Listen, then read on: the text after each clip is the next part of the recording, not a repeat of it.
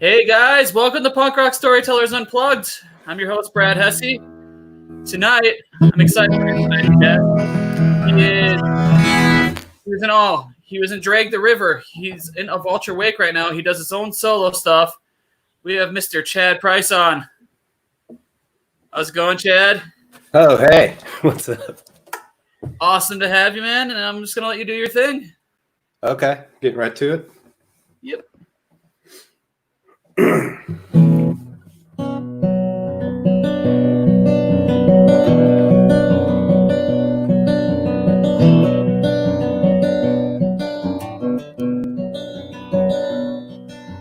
You must be so lonely. It's written on your face. Right or wrong, I'll sing the song. It's lost without a trace.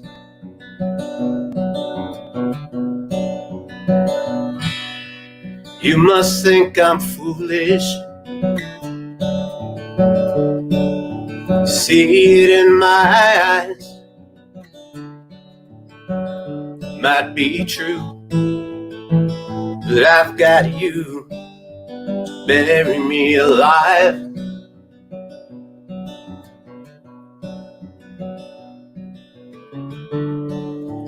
Wind stopped its whining, lies have been exposed, and I know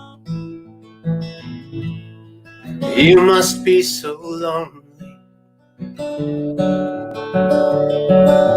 You ask me what to do, I'll never know the kind of loneliness you're living with.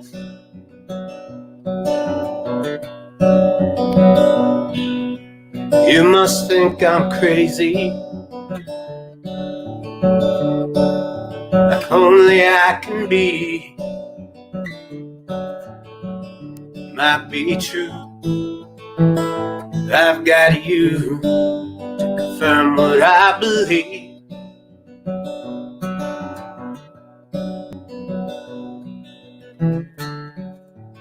Wind has stopped its whining, lies have been exposed, and I know been speechless for a while. It's time to let you know. It's time to let you know.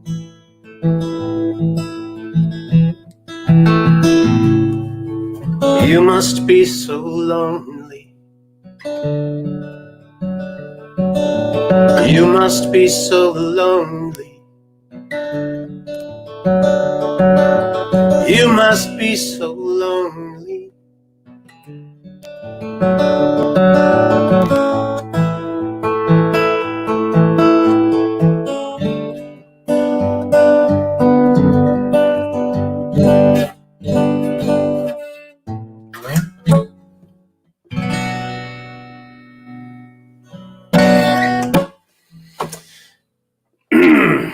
Hey everybody, how you guys doing?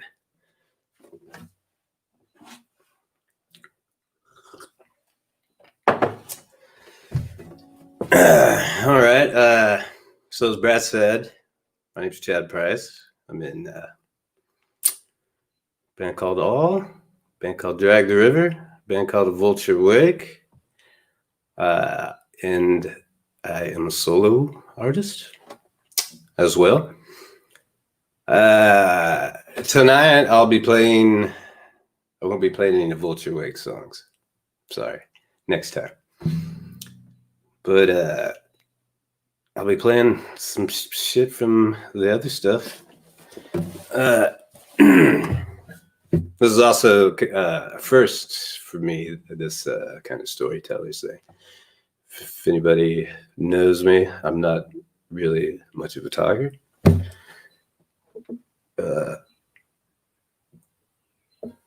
I guess that depends on when you knew me. Was drinking or not. Anyway, that first song I played It's a Drag the River song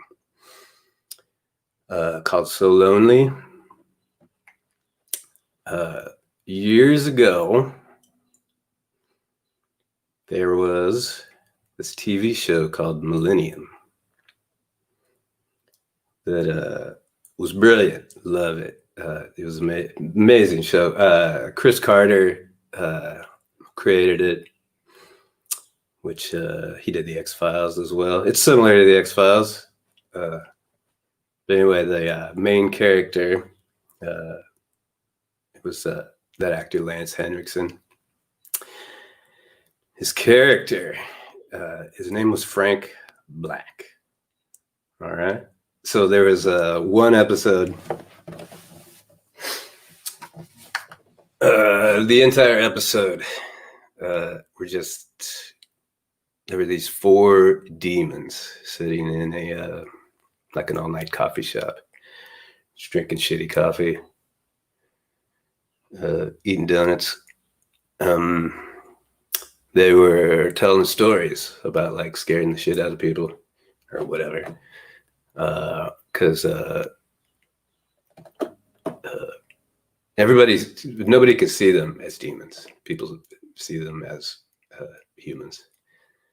So anyway, every one of their stories ended up with, and then there was this guy who saw me for what I was. But so anyway, Frank's character, the only thing he says in the entire episode, it gets to the end of it, and the last demon was telling his story, and he's like, I looked over and saw this guy, and he saw me for what I was. And Frank looks at him and he says, you must be so lonely. I thought it was a cool moment, and I wrote a song about it. All right, so on to the next. Got a set list, some other shit. Not totally sure what I'm doing. I just wrote down a handful of songs. We'll see how far we get.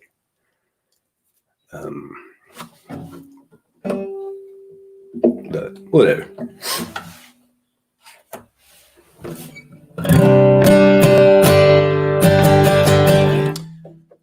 This next song is a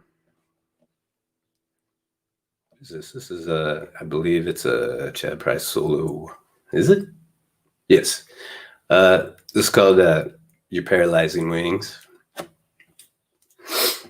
The song, I mean, I don't really have like these like amazing stories for some of these songs, you know. Some songwriters, you know, like, I don't know, shit, you could watch Springsteen or something, and you know, he'll be playing a song and he has this elaborate story, and it's like, okay, were you really thinking all that while you were writing the song? I doubt it.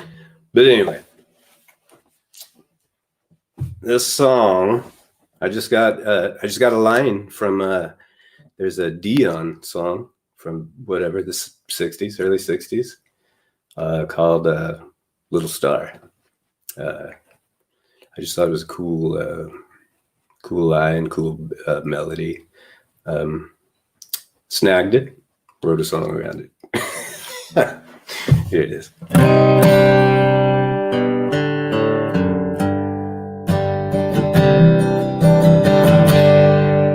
There you are, little star.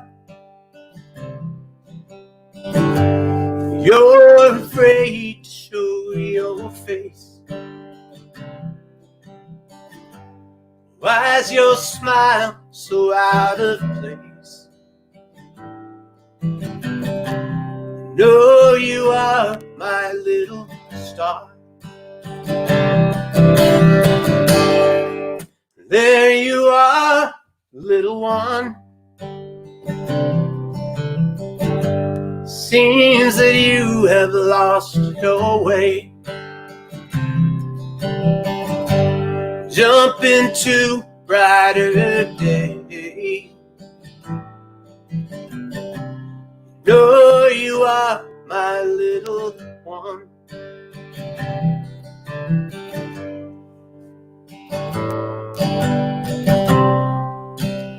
Misery loves company. Now I'm saving room for you. Your makeup red to my hand. And I thought I'd die, lonely man. There you are, little bird. Lift your paralyzing wings. Cry and tell the world sings. You know you are my little bird.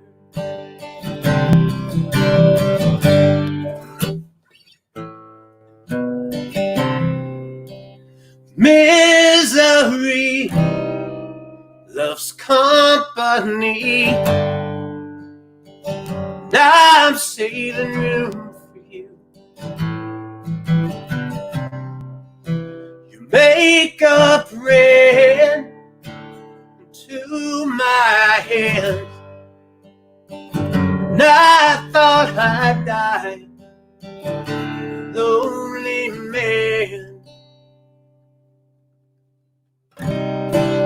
There you are, little star. You're afraid to show your face. Why's your smile so out of place? You know you are my little star. You are my little star.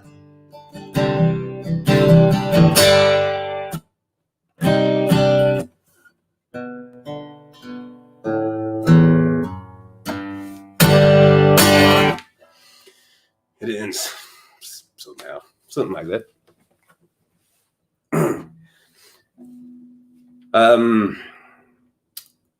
Yeah, so the original, the Dion song, it's about it. Well, I'm not going to sing it for you, but it's just a kind of doo-wop, 50s, 60s kind of doo-wop song. Cool song, but the line was the thing.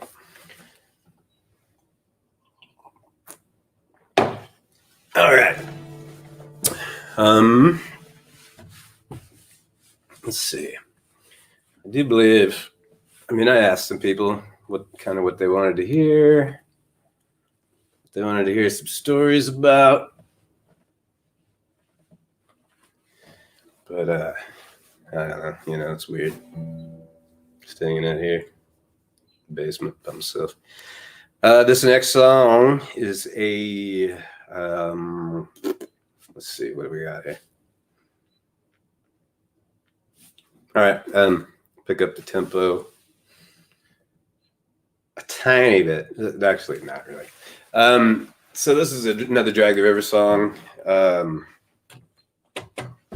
I don't really remember what it sounds like on the record. I kind of intended it to be a rock song. I guess it probably is on the record. But I was, I just wanted to try my hand at writing a Thin Lizzy song. And there is, I don't remember what it was. There is a specific Thin Lizzy song that I kind of drew the idea from. I just don't remember what it is. I'd have to go back. I'll get back to you guys on that. But anyway, So I called it Lizzie.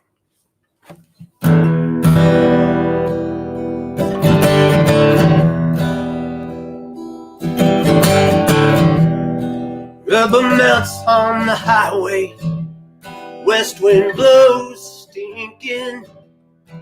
Baby, there will come a day I'll see you again. Too fast, too ugly to me, dirty face and a filthy mouth. Things I've done I'll never tell, I'm sure going to hell. I'm the kind of man your mama hates. I wouldn't blame you if you did too. If you think I wrote this song for you, you'd be wrong.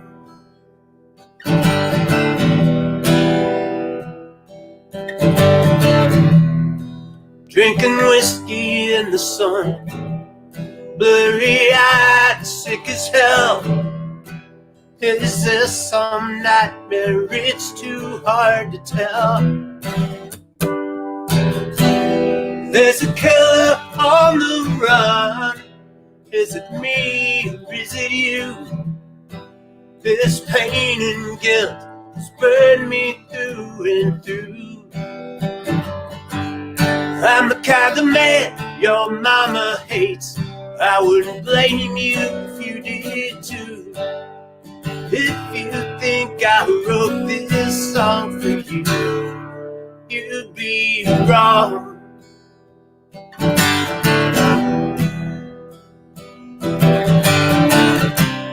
Love's alive, hate is stronger. Weak survivors from the air. And the last thing I want to see is you hanging there.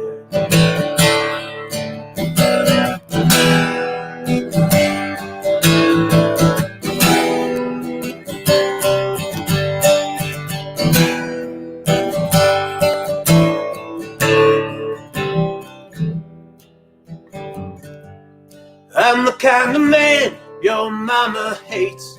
I wouldn't blame you if you did too.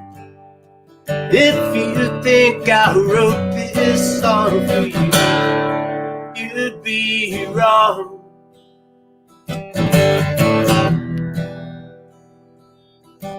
You'd be wrong.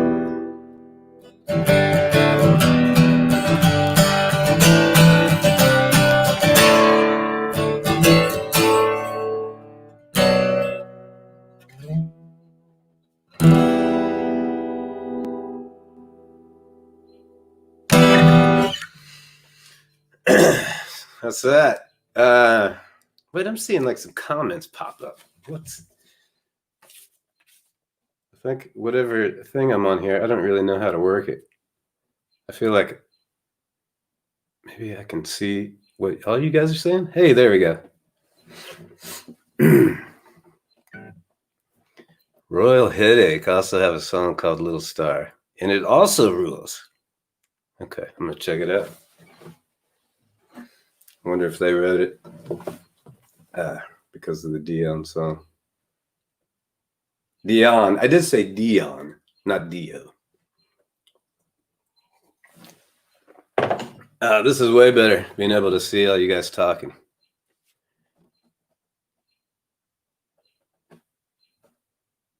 Well, I can't get wrapped up in it though. I still got stuff to do.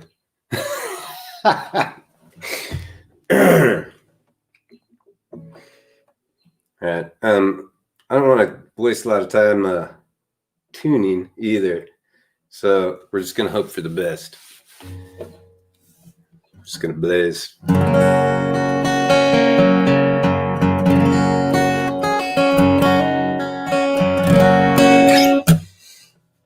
Okay.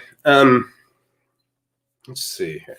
I'm gonna play a song by the band All.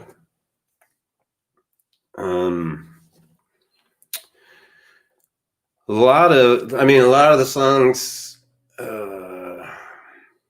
can't really pull off in this kind of situation with an acoustic guitar. A couple of them, especially since we've all been stuck at home for so long.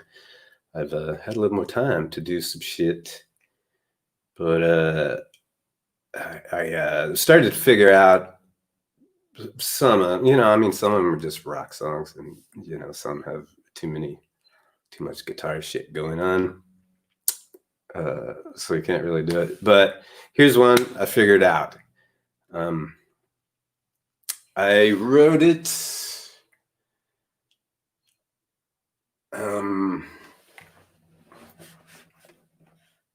I used to. I watch a lot of TV because I enjoy it. You know what you're supposed to do it. When you're hanging out, just do your thing. Years ago, still is one of my all-time favorite shows. It's a show called The Wonder Years, right? I'm sure everyone who is, over 30 or whatever has seen it. But so this is a song. I mean, it's not really about it, but I got the idea. I believe it's the first episode of The Wonder Years, and talking about when Winnie's brother died in the war, that kind of shit. So, I just got the idea from it. So, maybe I'll have more to say about it when the song's over. But the song's called Alive.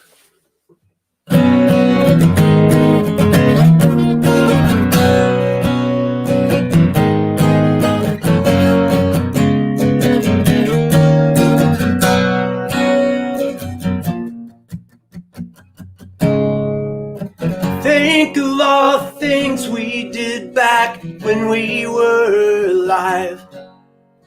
Watched around the corner, she rode up on your bike. I sat with you, held your hand when movies made you cry. Think of all the things we did back when we were alive. So many things to believe in, so much room to spread our wings. The joy we found in every little thing. Never will forget the day you heard your brother died. Sorry now I couldn't help more while you sat and cried. The letters that were sent to me that summer you were gone. I couldn't wait for your return, I couldn't wait that long. Swimming holes to sing in open fields we go to dream. The joy we found in every little thing, every little thing.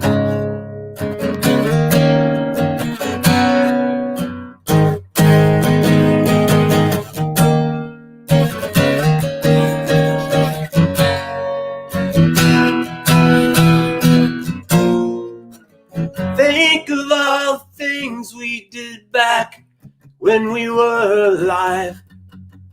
We made love, I held you close, kissed you when you cried. I'm sorry that I had to win, I'm sorry you're not mine. Be with you until the end in dreams of you tonight. Be with you until the end in dreams of you tonight. Think of all the things we did back when we were alive.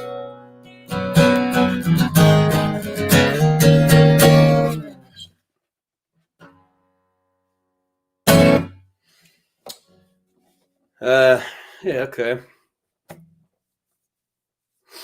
So that was that. I mean, just about being a kid.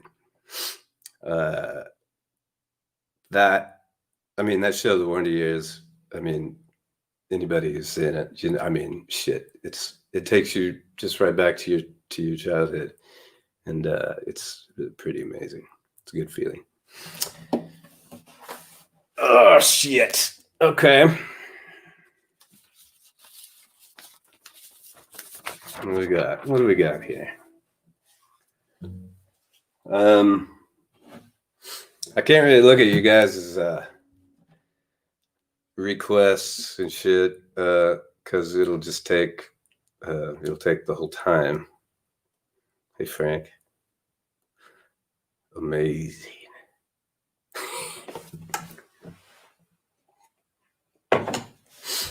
That's cool. Okay, I know all these people. Got some friends watching.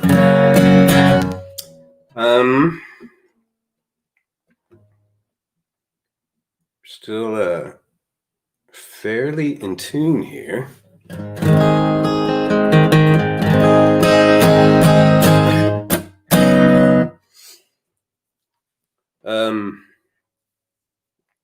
So long time ago, years ago, when all moved to Fort Collins, we at some point we started up our own screen printing operation to start printing our own shirts to take on tour. Got to a point when where we were too busy, so we a friend of ours, Jason, kind of took over the business for us, or bought it, whatever. It doesn't matter. But anyways, a few years later, all kind of stopped touring as much. So I'm like, hey, shit, I need a job. Hey, Jason. So anyway, so I was printing T-shirts with him. So one Valentine's Day, leading up to Valentine's Day, he was Raj. He was screen printing these killer little cards, like greeting cards or whatever, and it had like a queen on it, or something. It looked like a playing card, and it said on it, "Your love is a gamble." So I stole it. I stole the line from Jason Cope, and I wrote a song called. What is the song actually called? Oh, it's called "Waste of Time, Valentine."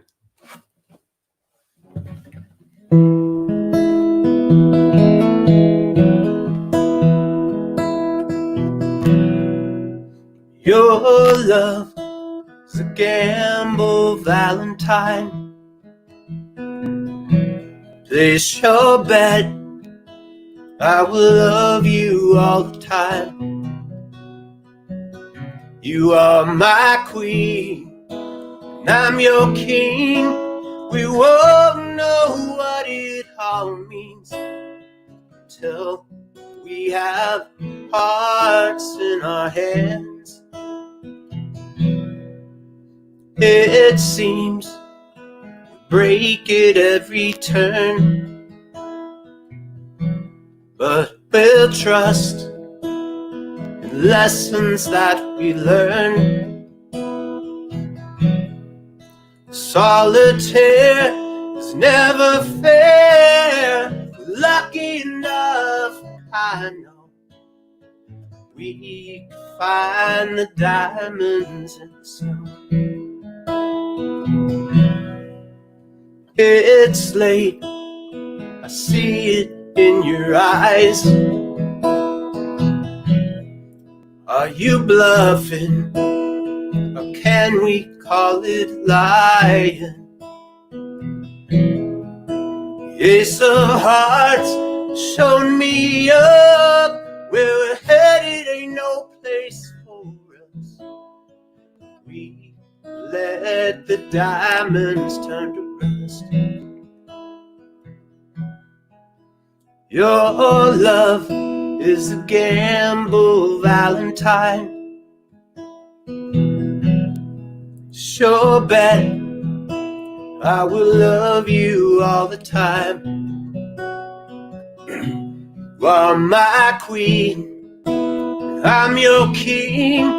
We won't know what it all means till we have hearts in our hands. Let's call to order jokers and martyrs. It's a waste of our time, just like our love. Valentine.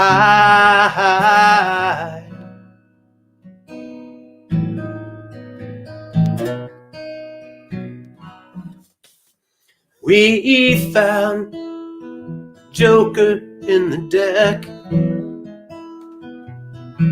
At least you know it's something to expect.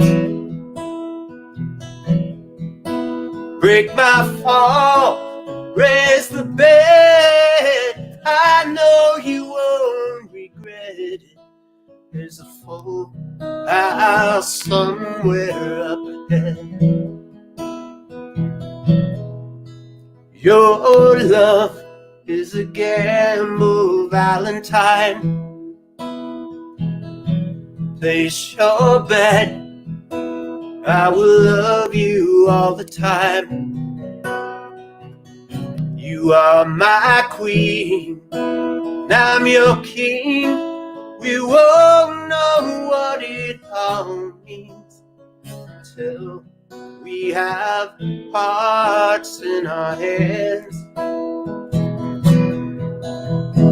Let's call to order jokers and martyrs.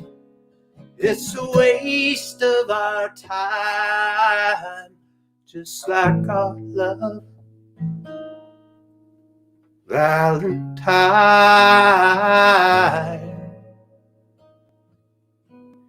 Valentine.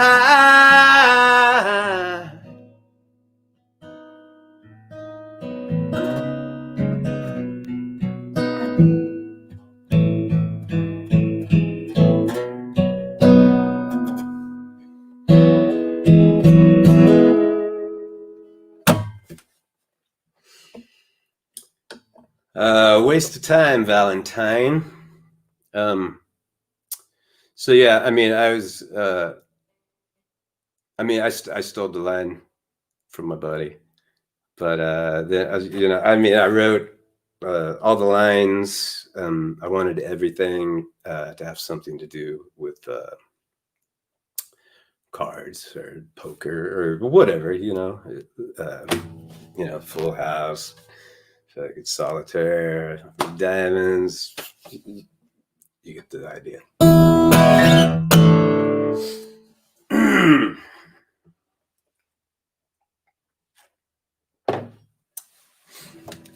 All right. Everybody doing good? We got, what's up here? Ghost of High School. Jesus Christ. There's no way. I haven't even heard the song in 5 years or however long. But yeah, everybody, thanks for watching. I guess what kind of time we got? Yeah, I mean, I got time for a few more, and then whatever. I don't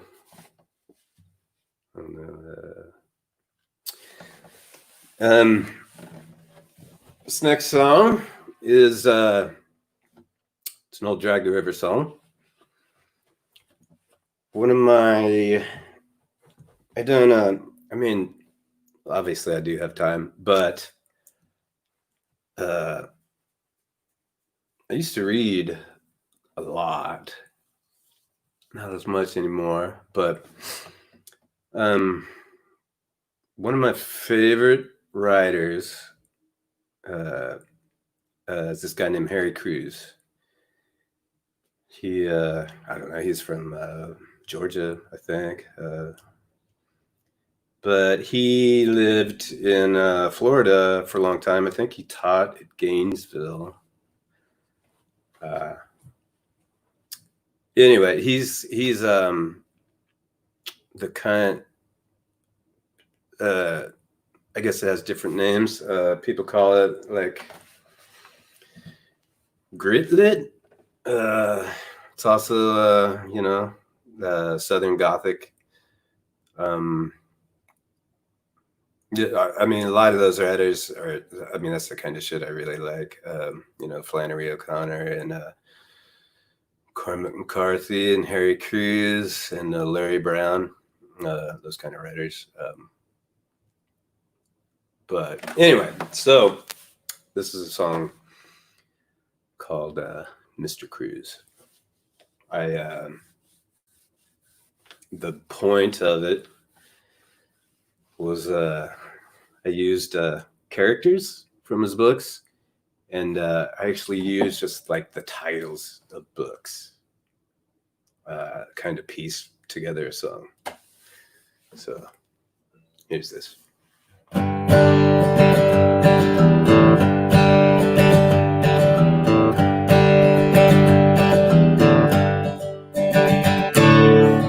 I was a gospel singer, feasting on rattlesnakes. Right, he saved my spirit. Too much had to celebrate.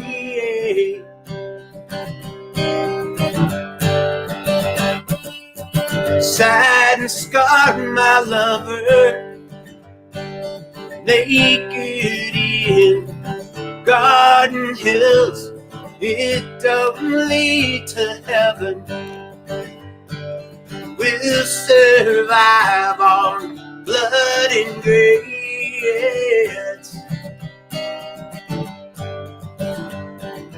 Mr. Crews, give me the news. Words are hard and bulletproof. Are we monsters? Are we fools? Rednecks, rejects, lonely losers.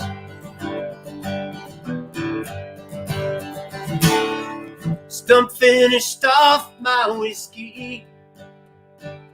Nailhead blew out my goddamn hairs. Our candy had me trembling while Herman shit out souvenirs.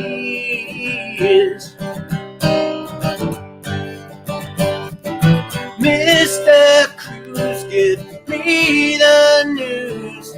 Words are hard and bulletproof. Are we monsters? Are we fools? Rednecks, rejects, lonely losers.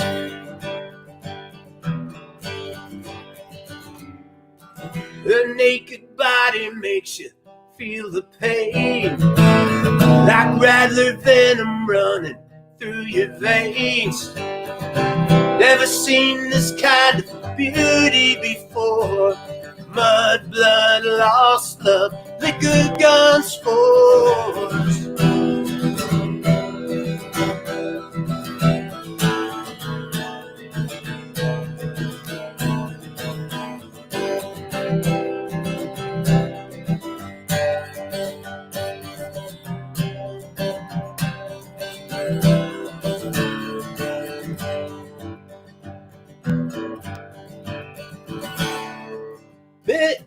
Mr. Crews, give me the news.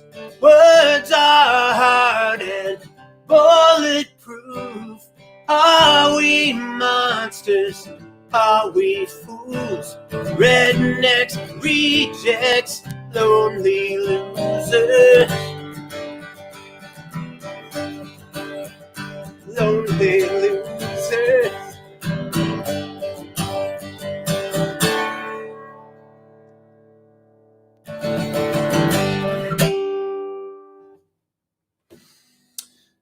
Yeah. So if you like to read, if you like songs about just crazy fucking characters, a lot of drinking, you know, gator wrestling, whatever, all kinds of crazy shit.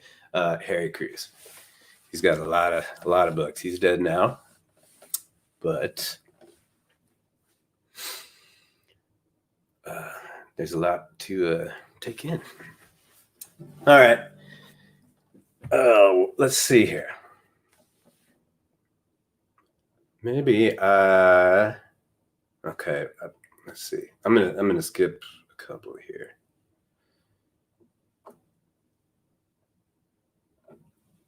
Well, we'll skip one. All right. The song.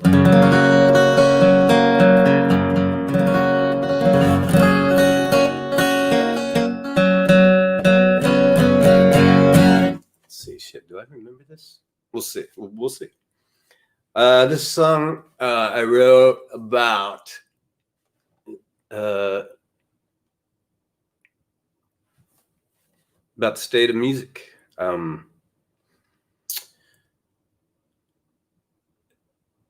Not just music in general. The radio, state of popular radio. It's not good.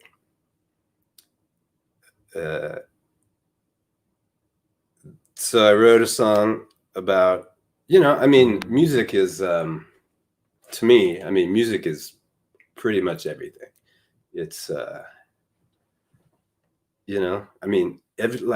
everyone in the world, it's something everyone in the world has in common. It's powerful. It can make you laugh. It can make you cry. It can make you think. It can make you forget about your problems. It's an incredibly powerful force. Can be. So the shit, you hear on the radio, I hate to sound like an old man, but the kids these days, I understand it's not just the kids, but there's a lot of bullshit out there, and here's a song about it. It's called With Broken Hearts.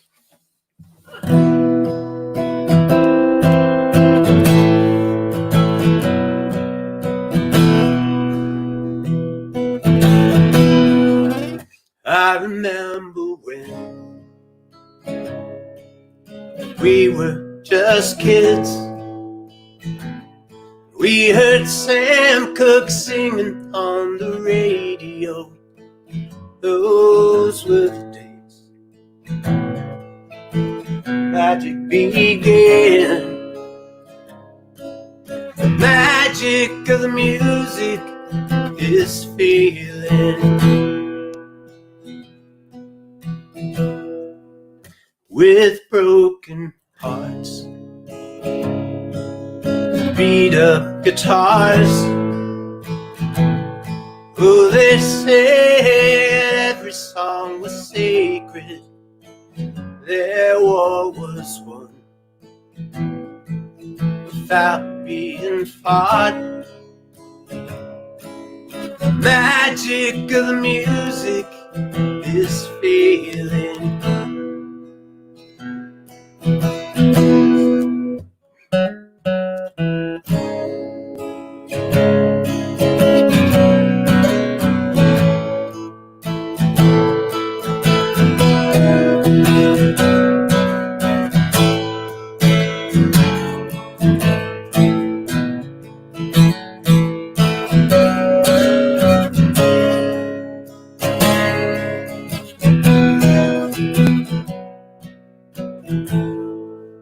Somewhere long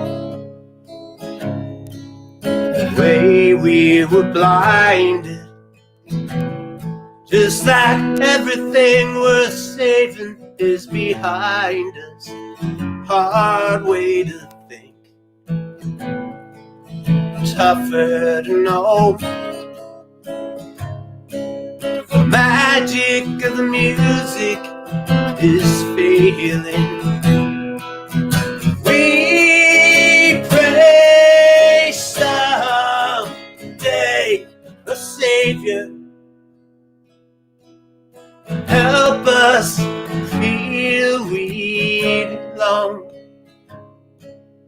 Let's all hold our breath, die while we're waiting. Pray that it's painless. You tell me what you wanna hear. It's all bullshit traveling the airwaves.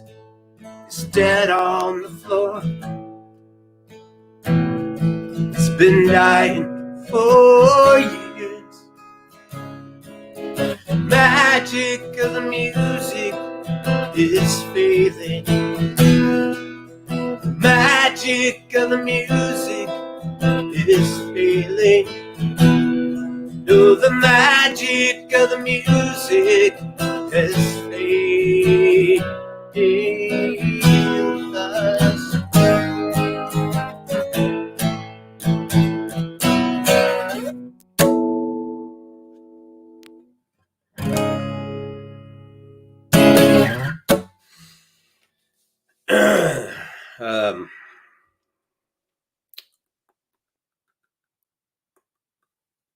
Okay. So,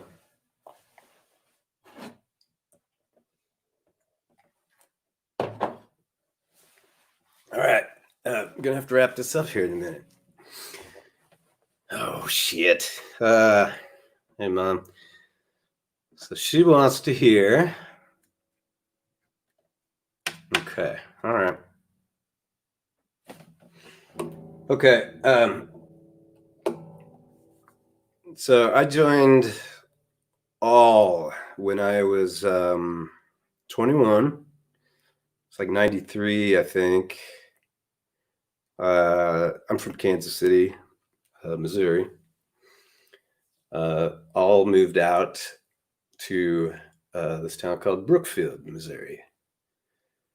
And it was a couple hours from us. I met the guys. I mean, this is a long story. Met the guys, blah, blah. Ended up joining the band. Lived in Brookfield for a while.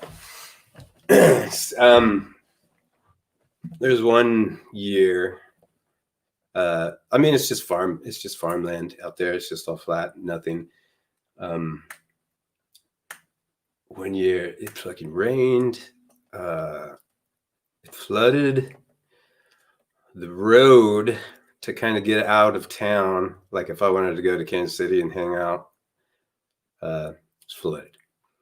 You could get there, you just had to go another way. So that's like the gist of the chorus and shit of the song. But really, it's about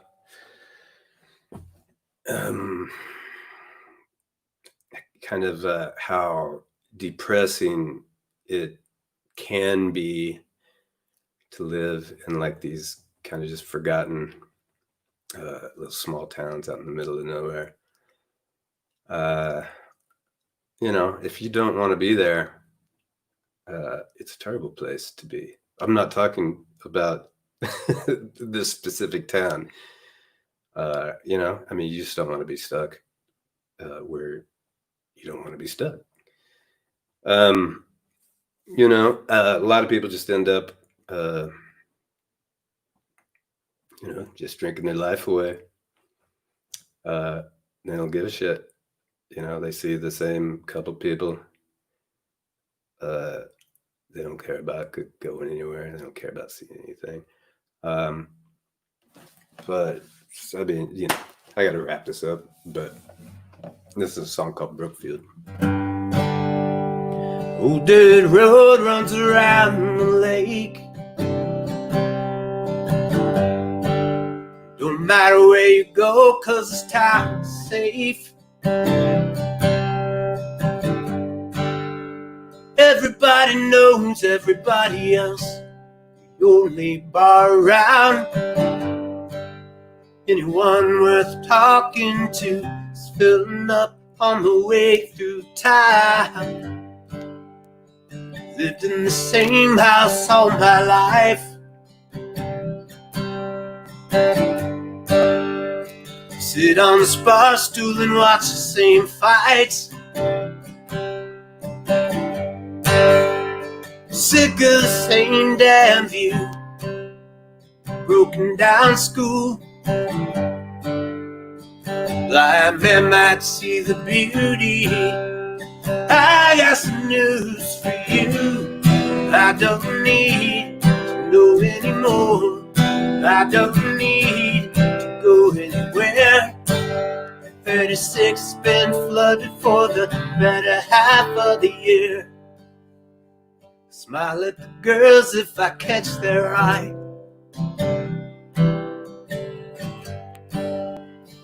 Most of the time they just walk on by. With bonfires, souvenirs, I lost track of the years. Barbed wire, cutting teeth, pain feels so sweet. Don't need to know anymore. I don't need to go anywhere. 36 been flooded for the better half of the year. Hang out alone and get high. Watch that train blow by. Wonder where it'll be. I know it's someplace I'll never see. Most nights I press my luck, fall asleep on the tracks. Someday my dream will come true. That train will come running through. I don't need to know anymore. I don't need to go anywhere. 36 been flooded for the better half of the year. I don't need to know anymore. I don't need to go anywhere. 36 been flooded for the better half of the year.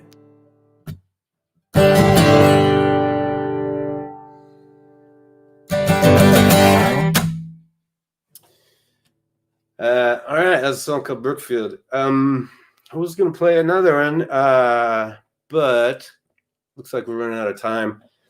I didn't know if Brad wanted to chat a little bit, or if I should just keep playing. You there, Brad? Go ahead. All right, I'll do one more, and then we'll just chat for a couple minutes. I've never played this one, so hopefully I can play it. But it's basically a response to,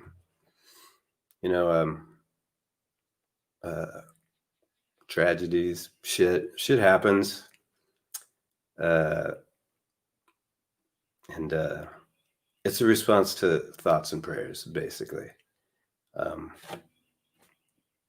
I'd rather not get into my feelings of religion, but it's basically a song like, what the fuck, this,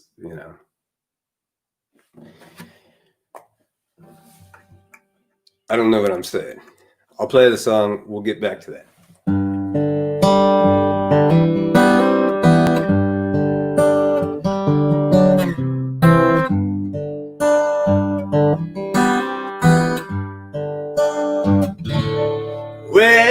was God when we needed him most. He just turned his back on us, left us weak, with a heart that barely beats, veins that change to dirt and rust. Maybe there's a place for us. We can finally spill our guts. Angel wings beating. We are frightened and retreating. Maybe we can finally live in spite of all the blood we give. We give you everything you ask. Where was God?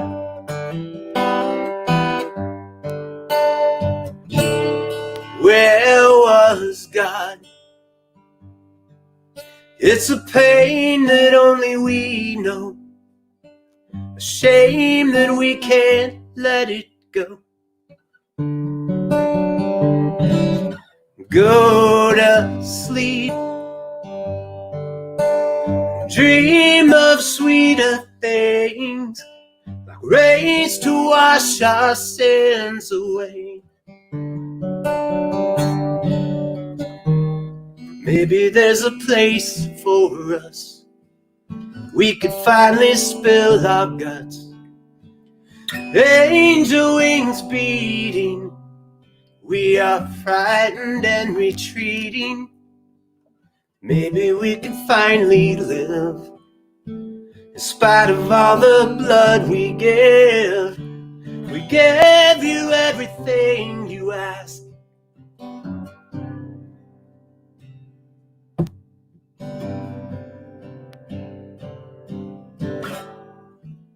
See the love across America from this cross.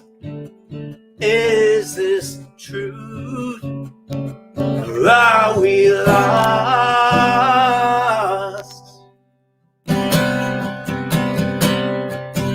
Where was God?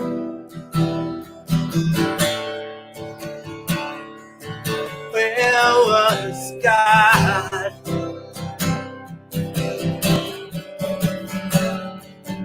Where was God?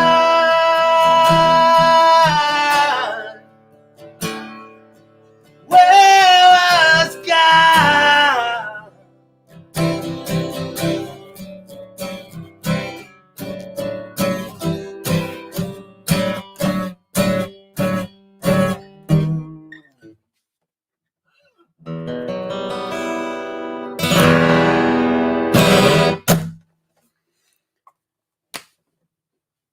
All right.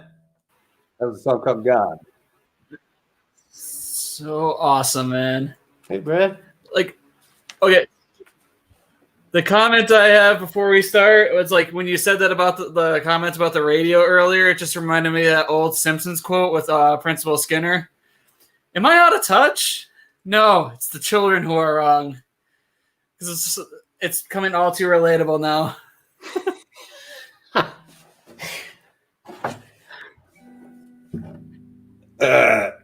So what made all go to Brookfield, Missouri? Like,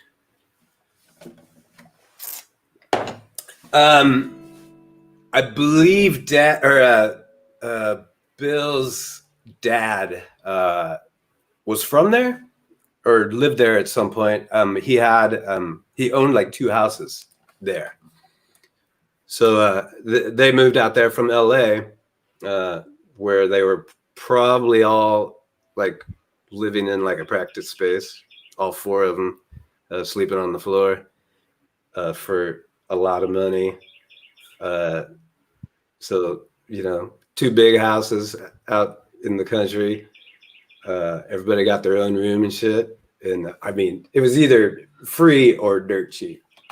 So that's why. that makes sense. So like, that's so that's when you met them. Obviously, it was when they were out in Missouri. Yeah. I met Bill in Kansas City. He a friend of mine who booked shows. He was like the only guy that Bill knew. So when he was out there kind of checking shit out, he got a hold of my friend. And he invited me along knowing that I was a huge All fan. So that's how I met Bill. And then, kind of my band at the time, we were called Apple Tree. But then we ended up kind of going out to Brookfield and playing like some parties and shit with All. And so that's kind of how it started. Yeah. Awesome. And like, so Scott Reynolds was still in tow or still living with them at the time, right? Like when they moved to Brookfield. Okay. Yes. Scott was still in the band. I think Scott was probably in the band for like a year or so while they lived there. And then when he quit, Bill asked me if I wanted to try out, and I did. And then he tried out a bunch of other people. I got the job and moved to Brookfield. So, what, like, was that really stressful, like, or like at least really nerve-wracking when you were waiting for that call? Yes. It was I mean, the whole thing was pretty bizarre. I mean, they were like, seriously, All was my favorite band, like flat out. So it was I mean, it was exciting, it was terrifying. I mean, they were established. I mean, All obviously is, like nothing like Descendants. They weren't playing to a ton of people, but they were established. They were playing to hundreds of people, and I was just a 21-year-old kid. Like I'd never done any of this shit. So like some of the first shows when we played, and I'm just like, holy shit. Well, for one, I'm singing like all of my favorite songs, and two, it's in front of like 500 people. It's terrifying, but it was great. It worked out. What was your first album with them again? Breaking Things. Okay. Yeah, because I'm sitting there trying to remember like the discography. Like I was like, was it Pummel? No, that might have been Scott. Like I'm trying to think of it. Yeah, Breaking Things. Like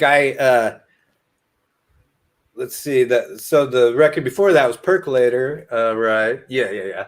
And so I actually they recorded some of that shit in Kansas City, I think. It's some little studio, and Bill actually asked me to sing backup on it. So I sang a lot of backup on Percolator, and then I mean then they knew I could sing after that, and then that's kind of took off from there. But that's gotta be so awesome. Like to go from like them being your favorite band to being in the band, like, or like one of your favorite bands to being in the band, like it's got to be real surreal. Like, I've creeped out some of my heroes when I first met them with my fangirling. To this day, my drummer still makes fun of me about meeting Thomas Kalnoky from Streetlight Manifesto because he happened to walk backstage at a show we were opening for them. Yeah. And I was so starstruck I couldn't think of anything. And I was like, "You're Thomas Kalnoky?" He's like, "Yeah." I'm like, "Oh, well, thanks." And he walked away. Like I totally creeped him out. Like, so like, yeah, what can you do? I actually, funny story. First, I mean, I didn't meet Bill this time, but me and a couple of my friends went to see All someplace in Kansas City. I don't even remember. It was crazy. like it was like in a kind of strip mall somewhere.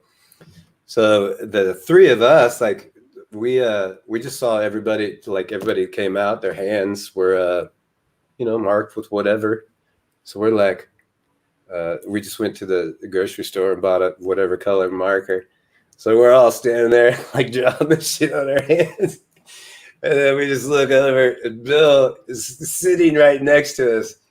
I remember him just kind of looking at us like, I see you're getting in on my dime or something like that, and just walked off. Anyway, that was actually the first time I met Bill.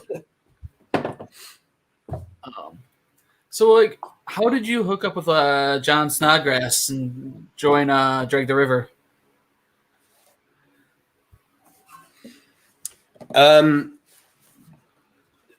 So I lived in Brookfield with those guys for probably about a year, I think. And then everybody, I mean, I didn't really care where I lived. It was like, fuck, I'm in this band. We're touring a lot. I mean, so it didn't matter. Those guys were sick of the small town.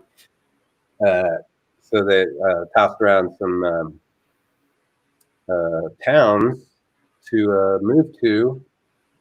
And then we all just decided to go to Colorado. So we moved out to Fort Collins. Shortly after moving there, like I would go to bars and parties and shit. I kept seeing this band Armchair Martian play. Loved them, like I love Hüsker Dü, and that so does John, obviously. And they I love the band. Started talking to the dudes. We hit it off really well. Me and John started hanging out more and more. Then found out we both realized we're actually both from Kansas City, which is weird that we never actually met in Kansas City. But so we didn't meet until Fort Collins. Shit, I don't know. I mean, I probably just kept seeing him around town, seeing those guys play, and me and John just started hanging, started talking about country music and whatnot, and started getting together like in somebody's living room with a case of beer and some early times, and start jamming, and that's where Drag the River came from. Those are always the best band practices too. Is just the ones you have like. They start off as like you go more so go over to hang, and you're just like, yeah, you want to jam while we're here, like, and yep. Mm-hmm. All of a sudden you're churning out new songs and are into a 12-pack and are at least and just drunk. I love it. 6 beers each in, and miss those days. I mean, I haven't drank in 5 years, but one for me. I got some memories. 1 year, nice, good work. Thanks, man. We used to. I remember one practice practices when I was like 24, so almost 10 years ago. I'd go over on my day off around like noon, because our drummer wouldn't be there till like 3 or 4 in the afternoon. So we would be day drinking and jamming, and then like be really drunk by the time the drummer showed up, and we're like, dude, we didn't even hear you come in. Like, already wasted before practice even starts. Right. Yeah. It's good. It's okay. We can still stand and play our instruments. We've got this.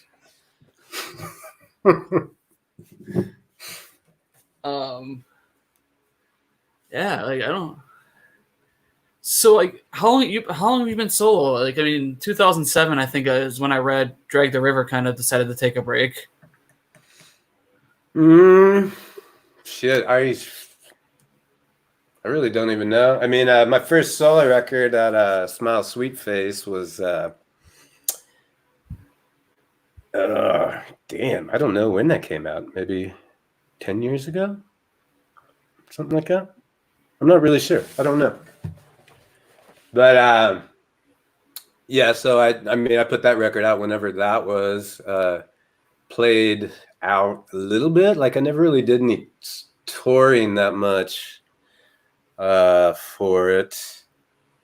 Or playing really. Like I didn't do a whole lot of solo playing back then. But I don't know, you know, like the last handful of years. I mean, I guess since I put out the It Might Bleed Forever, the you know, on Joey's on the 1 Week records. Like once I put that out, then I was then I got really focused on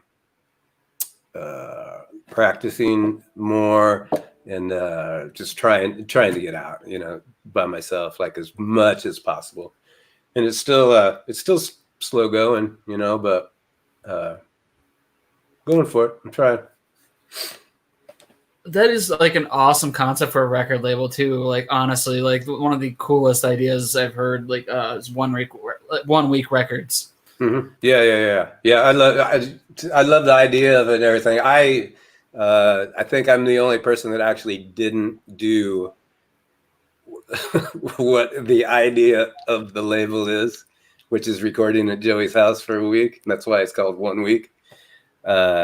I did not record at Joey's house. I recorded at my friend Chris Fogel's studio in Denver. But Chris, I think, masters all of Joey's shit. So they just kind of wanted to bring this record in as kind of like a guest producer, whatever. I don't know, but I'm stoked. I mean, I've known Joey for a long time, and him and Brian Wallstrom. Brian was really the one that kept talking to me about putting the record out. So, and I'm stoked. I like the label. I mean, I love the guys. I like all the shit on the label, and yeah, it's a cool idea. That's so rad, though. I mean, sorry, I'm. This is great. Like.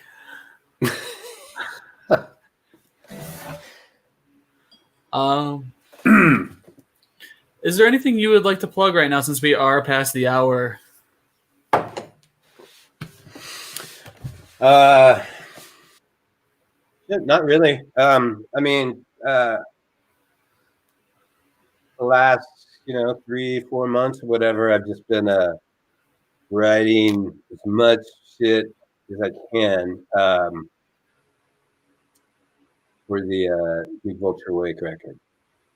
I mean, who knows when we're going to get together and start working on these songs or recording shit. But I mean that's the main thing. Like that's my main focus. And this new record is going to be something special, I believe. I think. So yeah, I just want everybody to look out for that. I mean, obviously it'll be a while, but I want people to know it's in the works, and it is happening. Don't forget about it. Are you coming back to X-Ray Arcade when you tour it? Yeah. I don't know. Oh, it's just not that I'm in Kenosha, so it's like I'm not far from Cudahy at all. Oh yeah. It's an easy shot for me to get there. All right. Chicago. I'm also like because I'm halfway between Milwaukee and Chicago, so it's like I can go either direction. Oh, okay. Yeah. We actually played when I don't remember when that was, but played the Liars Club in Chicago. Okay. A few months ago, 5-6 months ago. It's a good venue. I like the Liars Club. Little shitty punk rock bar. That's why I loved it. Yeah, I mean, what's not to love? It's where I got my start. I can't go into real bars anymore. No way, man. I mean, it has to be a venue for me now because I don't drink anymore. So it's like I have to hear the music or sing. Yeah, that's why I'm like, I always kind of resisted like house shows and like coffee shop shit, like stuff like that. I always resist it. Like, I'm just like, no, like I am comfortable in a bar. Like, you know, people have got to be drinking, you know, it's got to be dark, it's got to be rowdy, that kind of thing. I mean, but now, I mean, that's the last place I want to be. Like, the last solo tours I did. You know, we did like a lot of shit like that, just like weird little house shows, or like just shows in somebody's business, you know, just a tiny little store, and they would just you know, put out, you know, 5 or 6 chairs and shit. So I've actually grown to really like those kinds of places, and being sober, it's real nice because you don't have these drunk assholes. Now, I used to be one of those, so I'm not calling people who are drunks assholes. I know how it goes. But you know, you don't have people like just fucking just slobbering on your shoulder and like spitting in your face, talking to you. So it's good. About a week or two of that gets kind of old. Right. This is my last shirt, sir. Mm-hmm. Yeah. But Chad, it's been awesome having you on. Thank you so much for coming on, man. Cool, Brad. I appreciate you having me, man. But yeah, anytime you want to come on, just hit me up. We'll do. Hell yeah. Thank you so much, guys. Chad Price. Bye, everybody.